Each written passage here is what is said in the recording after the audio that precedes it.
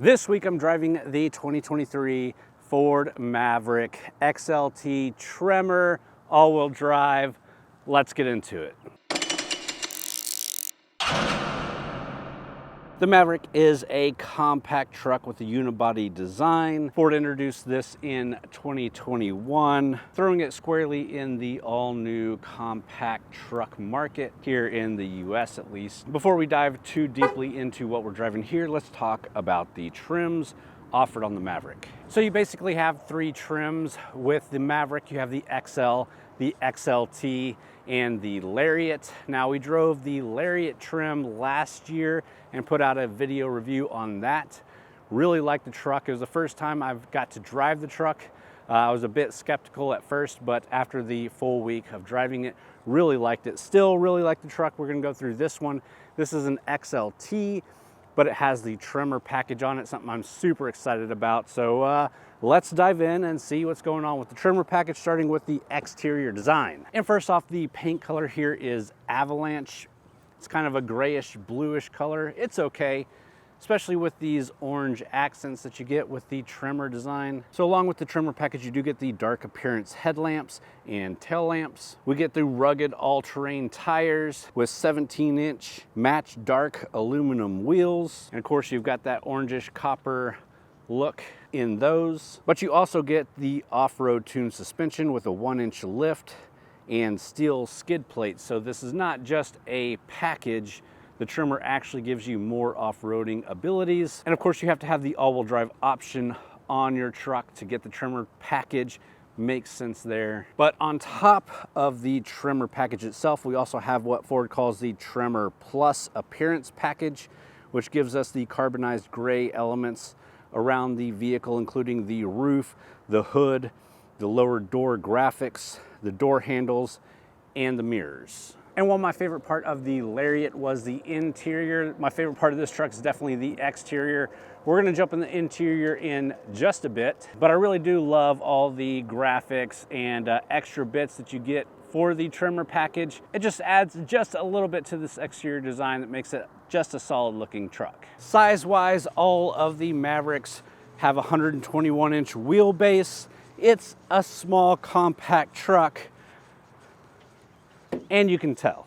So with the 121-inch wheelbase, our total vehicle length is 199.7 inches. The vehicle height is 68.7 inches. The width is 72.6 inches. Your front overhang is 34.1 inches and your rear is 44.5. And your standard ground clearance is 8.3 inches, but this one has 8.6 inches of ground clearance.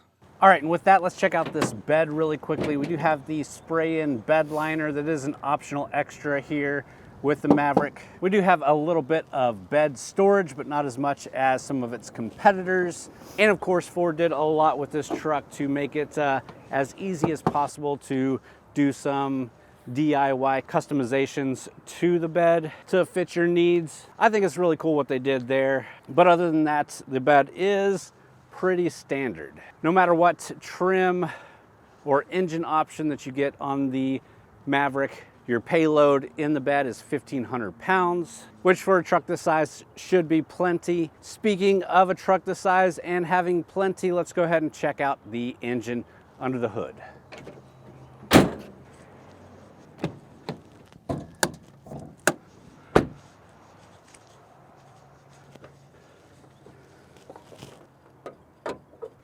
All right, and under the hood here is the only option if you're getting the Tremor package, because it's the only option if you're getting the all-wheel drive package.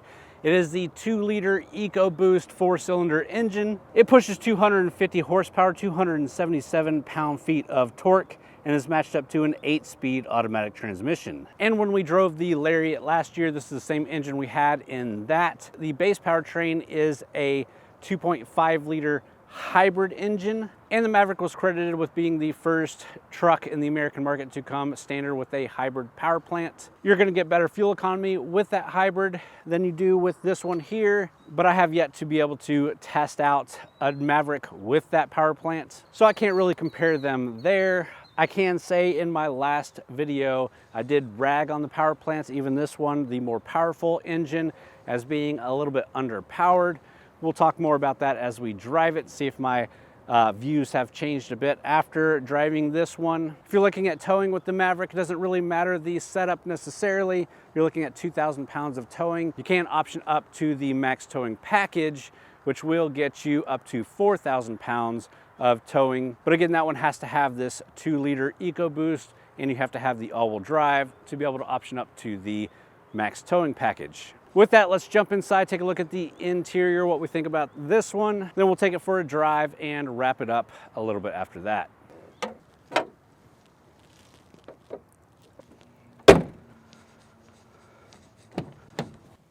All right, guys, now in the interior, it's pretty nice. And on this one, the XLT Tremor package, we have the black onyx trim, which means everything in here is like a black or gray, dark gray. We do have the Tremor seats, which are really nice and have the Tremor nameplate embroidered in here, where you got yellow stitching to go along.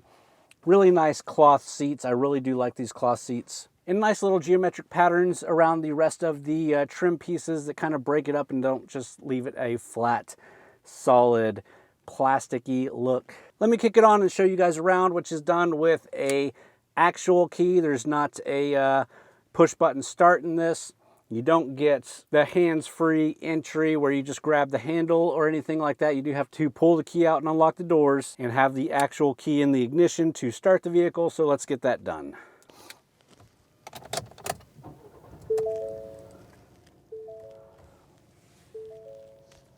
And I know people have ragged on me for making a big deal about having to use a key and not having push button start, but when you drive a new car every week, and pretty much every new car has push button start, it's weird when you have to pull out a key and put it in the ignition. But let me show you around this interior. And first off, you'll notice the 8-inch touchscreen display, same that we've got in the Lariat. I'm pretty sure this is the only option that you get. You do get a big cubby over here that reminds you that the screen probably could be bigger. And in some of the promotional photos and stuff, I've seen like AirPods being thrown over there. But it's a good display, decently responsive for what it is. You do get Apple CarPlay and Android Auto, which is definitely the way to go there. Right below that display are some physical buttons. We do have a button to turn off the auto start stop feature. You also have some physical buttons for your radio and some knobs. Below that are AC vents and then all your AC and heat controls. No heated seats or anything on this vehicle, and nothing too fancy going on here. But for the most part, it all looks good and functions just fine. Continuing to move down, you do have your USB Type-C and USB Type-A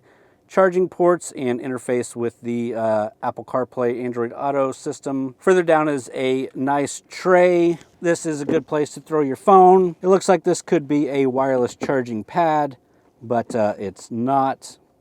I don't remember if the Lariat had a wireless charging. You can also put your phone right there. There's a nice little spot for it. Continuing to move back is your rotary shift knob, which works just fine. Cup holders, put it into reverse. We do get a decent backup camera. No 360 views even on the Tremor. Further down, you do have more buttons back here.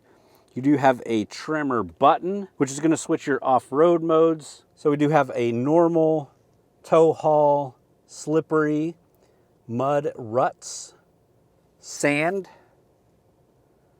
and back to normal. Beside that, this is your traction control button to turn it off. This is a trail control button, so think cruise control for the trail. A 4-wheel drive lock button, which is pretty cool. A rear diff lock. And honestly, I'm not sure what this button does. It turns on and off, but doesn't really say much. Next, you have the console, nice size. And of course, the steering wheel. Good chunkiness, not super chunky, not super sporty. You do get all your controls for cruise control, your volume controls, and menu controls for back here. And we do get a nice digital driver information display with 2 analog gauges. You've got a couple of menus you can flip through, but not too much customization. And of course, some good metrics for off-roading. And the last thing I'll touch on the interior is the back seats here. I did have my kids back there. We had 3 wide. It can be a little cramped, especially for bigger kids, but for the most part, they rode fine. It is a bench seat, and that bench can lift up and you got storage underneath. But again, it's a compact truck. It's not a ton of space back there, but if you need to use it, it's definitely usable. But with that, let's get this thing out on the road. All right, before we get into any real controversy here, let's first talk about the good stuff. I do like the size of this truck. I do like smaller trucks, and I think this thing is a good size. Super easy to drive, super easy to maneuver. So day-to-day driving in this thing, no matter if you're in the suburbs, in the city, in the country, I think it's really great. It could be a little ranching truck. It could be a work truck. It can be a city truck. That part of it I really like. The more controversial part is my take on the engine, I guess. I said it in my last review, and a lot of people didn't quite agree with me. But I do think the engine is maybe not underpowered. That might not be the right word for it. But just wish it was a little bit nicer of an engine, a little bit nicer of a total kind of feeling package. I'd almost compare it to driving a hot hatch, which again, hot take. If you drive this thing slow, it's gonna feel really slow and pretty bad. If you drive this thing fast and you just keep it in the right torque band or whatever, it's gonna feel good. Unfortunately, I don't want my truck to feel like a hot hatch, but that's kind of the best way I can explain it to people that didn't understand what I was getting at in the first review. It's not like it's an experience that I hate and I couldn't live with. I can definitely live with it, and I've had plenty of fun with it this week. But again, it's not the experience that I necessarily was going for or thinking about when I first started driving this thing. And then after another week of driving it, I got the same feeling and the same impressions there. On a more positive note, you do have Ford's Copilot 360. So you've got nice safety features in here. You do get cruise control. Although it's not radar guided cruise control, you don't get the lane keeping assist. And for a vehicle that's priced where this one's priced, a lot of things on the market will have those features. And of course, this is the Tremor package. A lot of consumers are gonna want a take on the all-wheel drive system, the off-roadiness of this thing. And unfortunately, that's not a great take that I can give you. I do like that it's not just a design package. I've driven the Tremor in the F250 and it was good. I've done off-road in that and it was just fine. But how that translates into the Maverick, I don't know. I could take it into some grass fields and pal around a little bit, but quite frankly, I don't know if that's going to push the Tremor any more than the regular Maverick would get. You do get that 1-inch lift, which is going to be fantastic for ground clearance. And you get the skid plate, which is great if you're going over some brush or accidentally hit a rock. But other than that, the all-wheel drive system is going to be the same as it is with any Maverick. And I assume it's decent, but this is based on a crossover platform. So you're going to get crossover performance, not truck performance. Now, fuel economy performance, especially if you get that hybrid system, it is really good. This one, as you might have saw, I've been averaging 23.4 miles to the gallon for the full week, and that's pushing it hard, letting it idle as we do video and stuff like that. So you'll probably get over that, but that's a decent fuel economy range for a truck, maybe not for a crossover, but it's decent. But with that, let's find a place to pull back over. We'll talk about the price, and then we'll jump out and wrap it up with some final thoughts and talk about the competition out there. Let's get it. All right, guys, let's talk about the price of this thing really quickly before we wrap it up.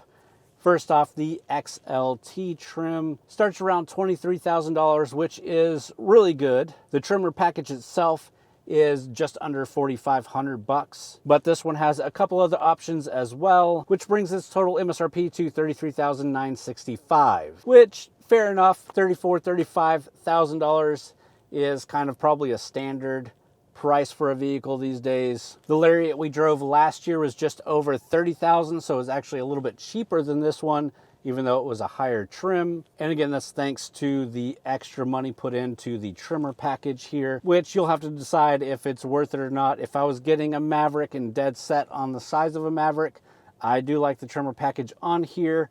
If you're looking for a vehicle that can go off-road, I probably wouldn't be going for the Maverick. especially if you're already spending $34,000, $35,000. Although there's not much else out there that you can get for that range, it's going to be really great off-road. So again, it's depending on what you're looking for and how much money you're wanting to spend. Let's jump out and I'll give you some of my final thoughts there, and we'll wrap this video up.